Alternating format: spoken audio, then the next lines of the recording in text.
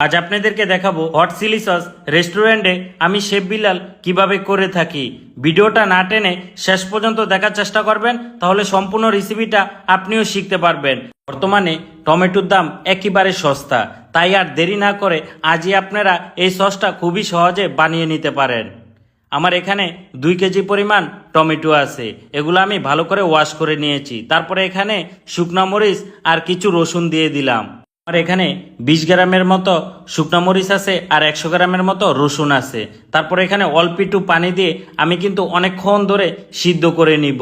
আপনারা পরিপূর্ণভাবে খুবই ভালো করে সিদ্ধ করে নেবেন। আপনারা সবসময় চেষ্টা করবেন টমেটো খুবই ভালো করে সিদ্ধ করে নেওয়ার জন্য। আমি দেখেন টমেটোটা সিদ্ধ করে একেবারে ভালো করে টমেটোটা কিন্তু গলে গেছে। এভাবে করে আপনারা কিন্তু এই টমেটোটা একেবারে সুন্দর করে সিদ্ধ করে নেবেন, তারপরে ব্লেন্ডার করে নেবেন।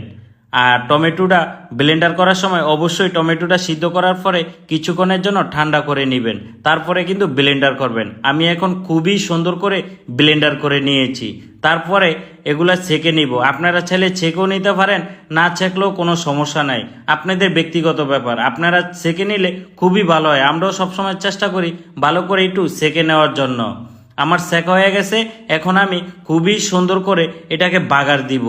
ফার্স্টে কড়াইয়ের ভিতরে সয়াবিন তেল দিয়ে দিলাম এখানে।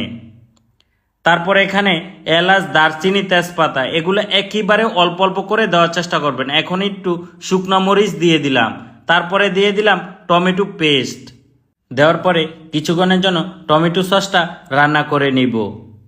আর অবশ্যই আপনারা একটু চুলা রাসটা হালকা হালকা রেখে এই টমেটো সসটা অনেকক্ষণ ধরে রান্না করার চেষ্টা করবেন। এখন আমি অল্প একটু কাশ্মীরি চিলি গুলিয়ে তারপরে এখানে দিয়ে দিব। কাশ্মীরি চিলিটা আপনাদের বাসায় থাকলে দিতে পারেন, না দিলেও কোনো সমস্যা নাই। আমি কালারের জন্য দিয়েছি, অনেকে ফুড কালারও দিয়ে থাকে।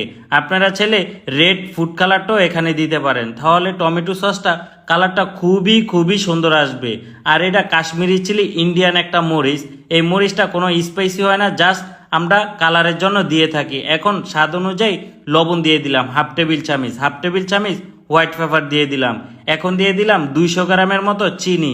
চিনিটা আপনারা একটু বেশি দেওয়ার চেষ্টা করবেন। আর হট চিলি সস একটু টক লাগবে, জাল লাগবে, মিষ্টি লাগবে। এখন আমি একটু ভিনিগার দিয়ে দিলাম। আর ভিনিগার দিয়ে এই সসটা আপনারা চাইলে 6 মাস থেকে 1 বছরও রেখে রেখে খেতে পারবেন। আর খুবই সুন্দর একটা সস হয়ে থাকে।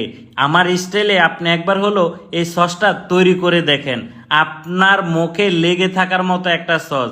বাসায় যে কোনো খাবারে এই সসটা আপনারা ব্যবহার করতে পারবেন। আমি কিন্তু দেখেন কাচের বয়মে ভরে রেখেছি, আপনারা সবসময় চেষ্টা করবেন কাচের বয়মে এই সসটা ভরে রাখার জন্য।